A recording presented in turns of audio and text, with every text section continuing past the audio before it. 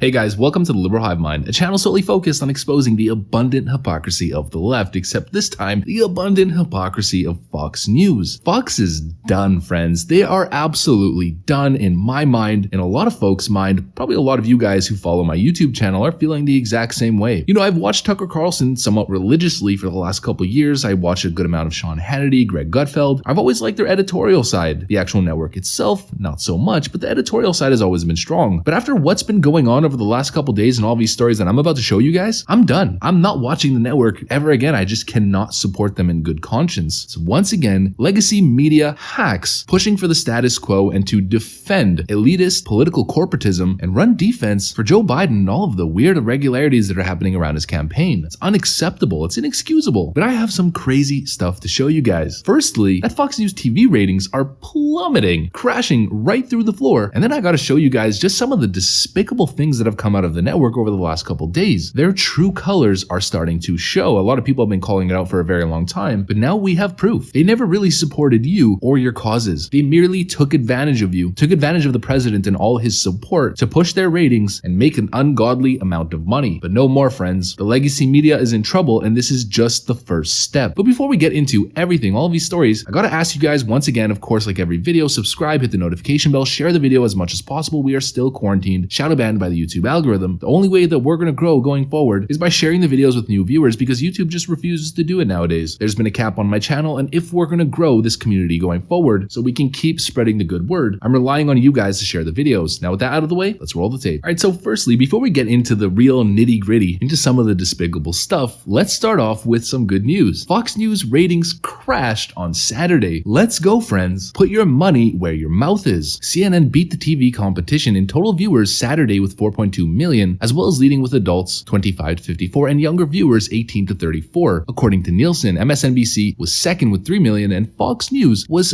third with 1.7. Guys, Fox News is usually as big as CNN and MSNBC combined. They're at 1.7 million. Fox News is done, folks. They're done. And just to put things into perspective, to give you guys a little bit of context, just how sharp of a decline this really was, election night TV, Fox News leads ratings, but total viewership is down 20% from 2016 race. Fox News completely dominated the actual election itself. Fox's election night coverage, anchored by Brett Baer and Martha McCallum, won 14.1 million viewers during primetime, far ahead of second place CNN with 9.4 million, MSNBC with 7.6. Absolutely, completely decimated the competition.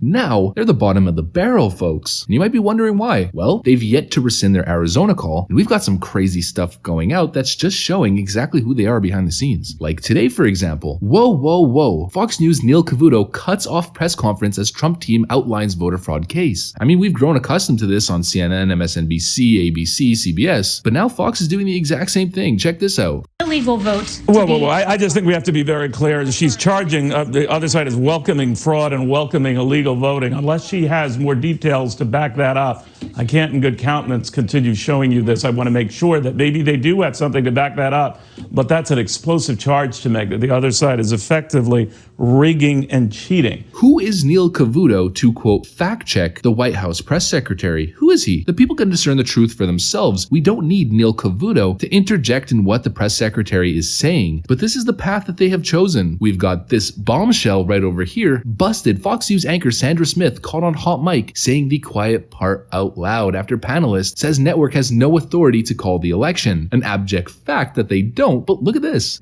Remember, just because CNN says, or even Fox News says that somebody's president doesn't make them president.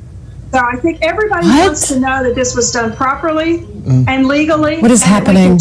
Trace, we've called it. So I guess she didn't know that her microphone was on, but what a despicable claim. Who does the media think they are? I mean, I get the media in some cases is more powerful than the government, especially when it comes to persuading voters, but Fox is just wrong. Arizona is still in play, and based on the recount, who knows what's going to happen? Georgia, same thing. Pennsylvania, Real Clear Politics just rescinded their call, and Fox News has still yet to rescind their call in Arizona. They haven't learned from Bush v. Gore in the early 2000s. The media does not decide who the president is. The legal system and the people do. Oh, but friends, it doesn't end there. The downfall of Fox News as a network continues. James Murdoch's wife, Catherine, agrees Fox owners have an obligation to, quote, make it clear there is no credible evidence of widespread election fraud. Months after husband quit News Corporation over its, quote, editorial content. So basically the best part of the network. And so you can tell where these people stand. And if you guys aren't aware of this, there were orders from the top brass at Fox News handed out to all of their anchors and hosts to specifically push against any type of claims from the Trump administration. Why? Why are people not allowed to ask questions? Why is the Trump campaign not allowed to pursue their legal fight? Who is Fox News to tell them what they can't and can't do? Oh, we got another story, by the way, from the same person. James Murdoch's wife, Catherine, tweets, "We did it!" Exclamation mark, exclamation mark, exclamation mark, exclamation mark, and shares anti-Trump posts after Biden wins, days after agreeing with CNN's Jake Tapper that Fox News should disavow Trump's election fraud claims. The Murdochs, or at least certain Murdochs, are celebrating, saying we did it after Joe Biden wins the election. Well, wins the election. We don't know that just yet. And so look, Fox News has fallen. The people who once supported it are already out. We saw what happened with the NBA. We saw what happened with the MLB, with NASCAR, but this is 10 times worse because you can watch sports and just phase out from any of the political stuff and just watch the game, analyze what's going on, and move on with your life. You cannot get your political information, watch the news, which is pretty much all politics, knowing everything that we know now. And so the legacy media is on its way out. And the people, very important, the people have spoken. And this is exactly why we need Trump TV. I mean, of course, we need 4 more years before anything else, but the silver lining is potentially Trump TV. If Tucker and Hannity and Ingram and all of these people see their ratings crash through the floor, they might be incentivized to actually leave the network. And they should. They shouldn't be loyal to this clown show of a network which merely took advantage of the Trump train and is willing to throw them under a bus in order to get back to the status quo, the dynamic between media and establishment government that we've seen in the past. And so Tucker should leave. Hannity should leave. And I hope they do. And speaking of replacements, go to OAN. And speaking of OAN, it's actually free until the end of 2020. Check this out. Cloud TV, the streaming service that gives you One American News, a wealth of entertainment, and so much more, is now offering an absolutely free package until the end of 2020.